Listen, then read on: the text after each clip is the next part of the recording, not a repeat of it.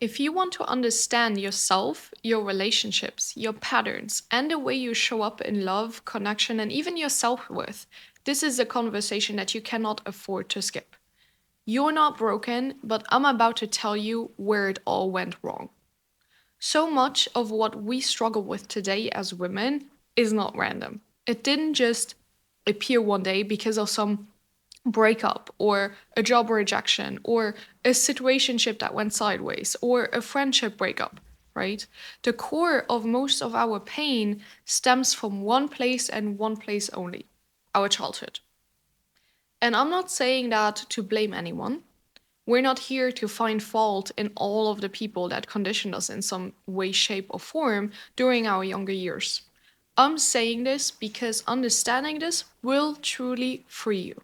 Because if your nervous system was wired in dysfunction from a young age, that becomes your blueprint for what love is supposed to feel like. And no matter how much you know better now, your body will always choose what feels familiar over what feels healthy. Most of our toxic behaviors, limiting beliefs, the inner critic voice that trashes you in your head, right? The chase for love, the constant craving to be chosen, the obsession with being seen as enough, the fear of being too much, all of these things and more. These things were not born yesterday. They are just echoes of the way that we were raised, right? And for women, especially, one of the most defining relationships of all is the one that we had with our father, right? Or with the masculine energy we were exposed to in our early life, in our earlier years. Not necessarily the relationship that you have today, although that may still be a reflection of it, but the one that you had when you were young, when you were innocent, when you were open, when you were still a sponge absorbing it all. And unfortunately, we live in a world where healthy and embodied and emotionally available father figures are very rare. Many of us grew up with fathers who were physically absent, whether that was because of divorce, death, just distance, work, addiction, or simply not being ready for the role and simply not knowing how to act and embody the role. And even more of us grew up with fathers who were physically present but emotionally unavailable, or who were silent, or who just shut down, or who were harsh, who were passive, who were aggressive, who were unpredictable, right? Who were toxic. And when that's the case, it doesn't matter how many times that you were told he loves you as a child, you only register presence as love. Your brain doesn't have the function and the capability to grasp the words, to really grasp the meaning of these words. You register attunement as love. You still register the energy behind the words in some way. And when that isn't there, it leaves a big void. And a little girl internalizes the absence of her father not as, oh, he had to leave or he didn't know how to show love, but as, I must not be worth staying for, or I am not good enough, or I am not lovable. All of these negative self talks, right? These negative limiting beliefs. That belief buries itself deep within you. And unless it has healed, it turns into a lifetime of chasing unavailable men, trying to be the exception, trying to prove that you're enough to change someone, right? I'm that one in a million girl. This is why you're trying to fix them and hope that you're that one in a million girl who he listens to that can actually save him. But that's not the reality, that's not how it works. This is why so many women are addicted to only potential. You don't even want a stable man. Your body is wired to want someone who feels like your father emotionally. Not someone who looks like him or acts like him outwardly, but someone whose energy mimics the same push and pull, hot and cold, not quite safe dynamic that you grew up with. Because when your first experience involved inconsistency, when your first experience of love involved inconsistency or pain, love becomes entangled with suffering. And so we unconsciously create chaos, and call it chemistry. You try to be chosen by men who barely even choose themselves. You try to fix them, win them over, make them stay, make them love you. All the things, all in the subconscious hope that if this man chooses you, maybe you will finally feel like your father chose you. But he didn't, and no man can undo that. It's not their responsibility.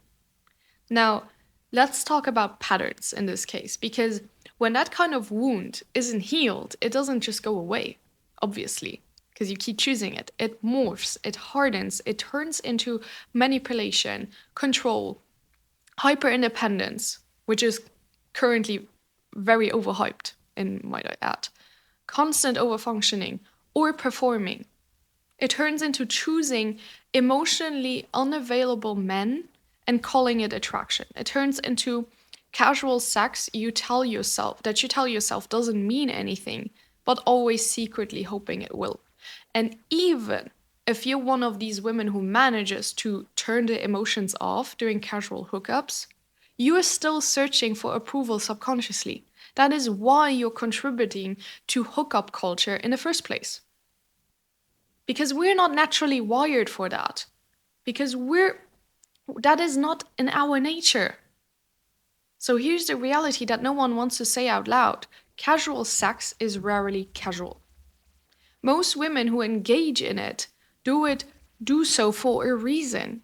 Whether it's seeking validation or again trying to feel chosen or wanting to be seen, hoping to be loved, or even trying to manipulate closeness in a man who isn't emotionally available.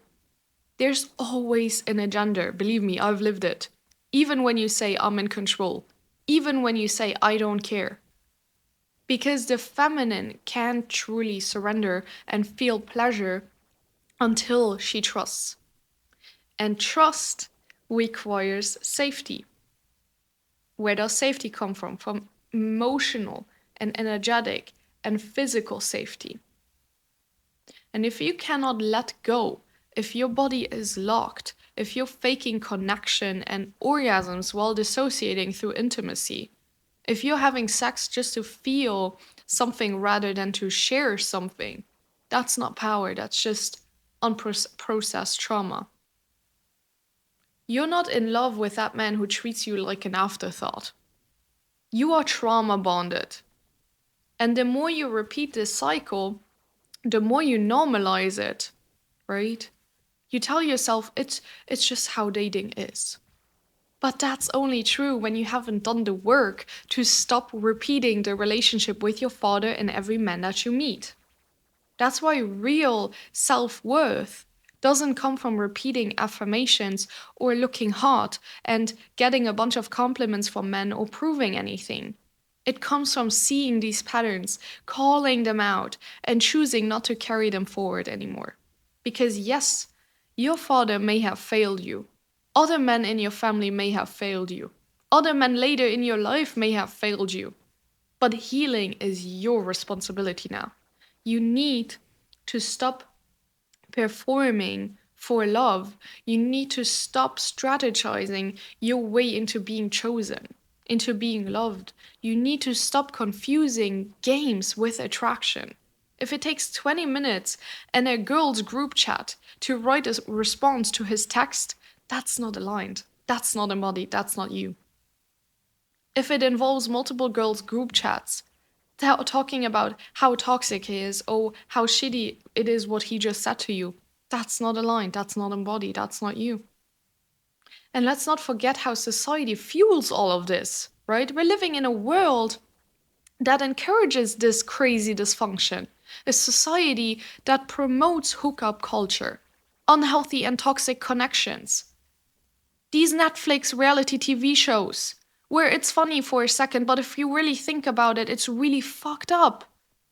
Money for cheap dopamine hits.